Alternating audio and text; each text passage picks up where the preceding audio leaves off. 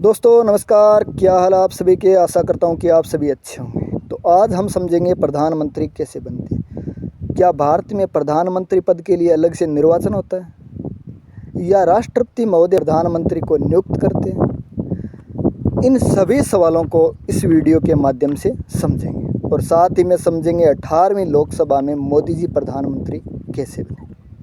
जी हाँ दोस्तों, भारतीय संविधान में प्रधानमंत्री के निर्वाचन और नियुक्ति के लिए कोई विशेष प्रक्रिया, कोई विशेष उपबंध नहीं है। हाँ, भारतीय संविधान के अनुच्छेद 75 में केवल इतना कहा गया है कि प्रधानमंत्री की नियुक्ति राष्ट्रपति करेंगे। तो इसका क्या अभिप्राय है? क्या किसी भी व्यक्ति को राष्ट्रपति महोदय प्रधानमंत्री नियुक्त करने हेतु स्वतंत्र है? नहीं।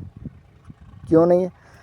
लोकसभा में बहुमत प्राप्त दल के नेता को ही प्रधानमंत्री नियुक्त कर सकते हैं। यानी लोकसभा में जो दल बहुमत में है उसका नेता ही प्रधानमंत्री नियुक्त किया जा सकता है। इसका मतलब यह तो कतई नहीं है कि लोकसभा का ही सदस्य होना चाहिए। लोकसभा में बहुमत होना चाहिए उस दल को और उसका नेता होना चाहिए। जैसे बीजेपी अगर बहुमत में लोकसभा में होती तो मोदी जी राज्यसभा के सदस्य भी हो सकते, तो फिर भी प्रधानमंत्री नियुक्त किए जा सकते थे, प्रधानमंत्री बन सकते थे। अगर किसी भी सदन के सदस्य नहीं होते, राज्यसभा या लोकसभा, और बीजेपी चाहती कि मोदी जी को प्रधानमंत्री बनाएंगे तो बना सकते थे। यह भी है। ऐसा दोस्तों हो चुका है। राज्यसभा सदस्य 4 बार प्रधानमंत्री पदासीन हो चुके। कौन कौन से? 1966 में श्री लाल बहादुर शास्त्री जी की मृत्यु के बाद श्रीमती इंदिरा गांधी जी 1966 में जब प्रधानमंत्री बनी थी उस वक्त राज्यसभा सदस्य थी।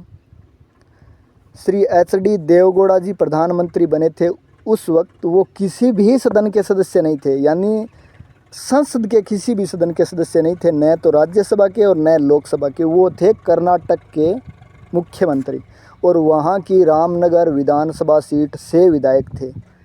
तो राज्य विधानमंडल के सदस्य थे, वो भी प्रधानमंत्री नियुक्त किए गए। और उपबंध ये है कि अगर कोई भी सदस्य ऐसा सदस्य है जो किसी भी सदन का सदस्य नहीं है लेकिन प्रधानमंत्री नियुक्त हो जाता है तो उसे 6 महीने के अंदर, 6 महीने के भीतर किसी भी सदन की सदस्यता ग्रहण करनी होती है। तो देवेगौड़ा जी राज्यसभा के सांसद बन गए। तीसरा उदाहरण है इंद्र कुमार जी गुजराल का। चौथा उदाहरण है डॉक्टर मनमोहन सिंह जी का। डॉक्टर मनमोहन सिंह जी 2 बार प्रधानमंत्री बने थे, 2004 और 2009 में। दोनों ही बार राज्यसभा सदस्य थे। तो एक तो यह डाउट आपको नहीं रहे कि लोकसभा का ही सदस्य होना चाहिए। नहीं, राज्यसभा का भी हो सकता है और किसी भी सदन का भी नहीं हो सकता है। जैसे HD देवेगौड़ा साहब किसी भी सदन के सदस्य नहीं थे, राज्य विधानमंडल के सदस्य थे, विधानसभा के सदस्य थे, तो वो भी प्रधानमंत्री नियुक्त हुए और 6 महीने के भीतर उन्होंने राज्यसभा की सांसदी ग्रहण कर ली और राज्यसभा सांसद बन गए। एक बात तो है ये। दो बातें क्या है? अगर लोकसभा में किसी भी दल को स्पष्ट बहुमत नहीं मिलता है फिर क्या होगा? जैसे अब की बार हुआ है। अब की बार स्पष्ट बहुमत का मतलब यह है कि वर्तमान में 543 लोकसभा सीटों पर निर्वाचन होता है, तो 543 में बहुमत हो गया 272, यानी 50% से ज़्यादा। 272 सीटें अगर किसी भी दल को मिल जाती तो स्पष्ट बहुमत हो जाता और अपने जो पहले बात अभी की है उस हिसाब से प्रधानमंत्री नियुक्त किए जा सकते थे मोदी जी। लेकिन बीजेपी को 240 ही सीटें मिली और सबसे बड़ा दल भी बीजेपी है। तो कहा क्या गया है, अगर लोकसभा में किसी भी दल को स्पष्ट बहुमत प्राप्त नहीं होता है तो राष्ट्रपति अपनी व्यक्तिक विवेक स्वतंत्रता का प्रयोग कर सकता है। यानी इस स्थिति में राष्ट्रपति सामान्यतः सबसे बड़े दल या गठबंधन के नेता को प्रधानमंत्री नियुक्त होने के लिए आमंत्रित करते हैं। लेकिन यह कतई ज़रूरी नहीं है कि उनके पास बहुमत हो तभी प्रधानमंत्री बने।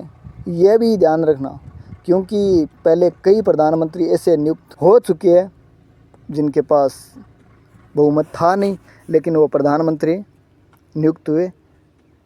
जैसे अब की बार तो गठबंधन था, एनडीए गठबंधन था, तो एनडीए गठबंधन की सीटें ठीक ठाक हो गई, मतलब बहुमत के लायक हो गई। अपने अब की बार हमने किया है बीजेपी के साथ साथ दो दलों का नाम और भी सुना। कौन कौन से?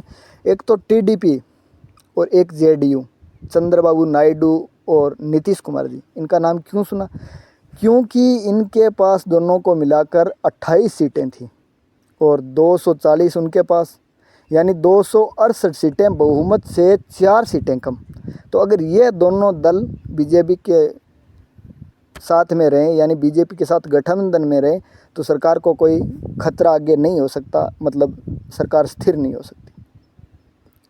इसलिए ये दांव पेच लड़ा रहे थे, इसलिए टीडीपी और जेडीयू को साधने की कोशिश की गई।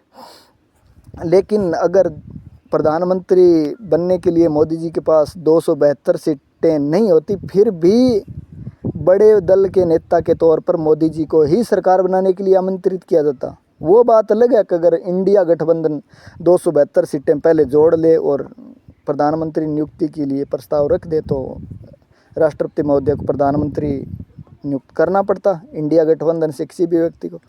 लेकिन ऐसा स्पष्ट बहुमत अगर नहीं मिलेगा तो राष्ट्रपति अपनी व्यक्ति विवेक स्वतंत्रता का प्रयोग कर सबसे बड़े दल या गठबंधन के नेता को प्रधानमंत्री नियुक्त करने के लिए आमंत्रित करते और प्रधानमंत्री पद की शपथ ले लेते।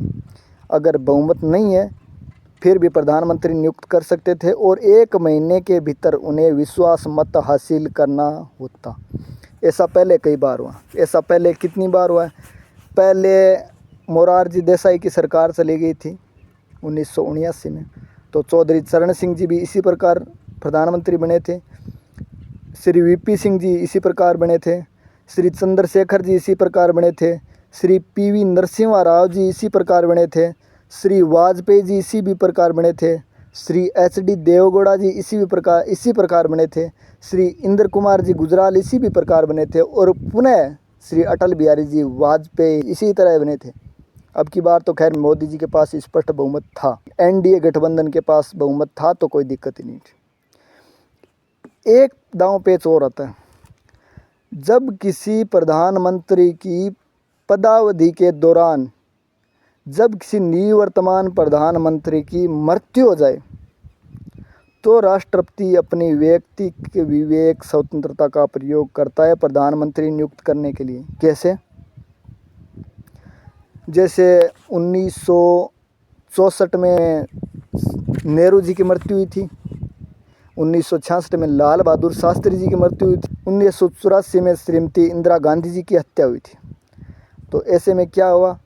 1964 और 1966 में श्री गुलजारी लाल जी नंदा को 2 बार कार्यवाहक पीएम नियुक्त किया गया, कार्यवाहक पीएम की पद की शपथ दिलाई गई। लेकिन जब 1984 में श्रीमती इंदिरा गांधी जी की हत्या हुई, उस समय राष्ट्रपति थे ज्ञानी जैल सिंह जी।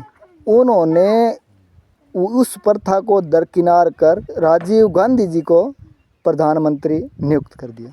हालांकि किसी निवर्तमान प्रधानमंत्री की मृत्यु पर यदि सत्ताधारी दल एक नया नेता चुनता है, तो राष्ट्रपति के पास उसे प्रधानमंत्री नियुक्त करने के अलावा कोई विकल्प मौजूद नहीं होता है।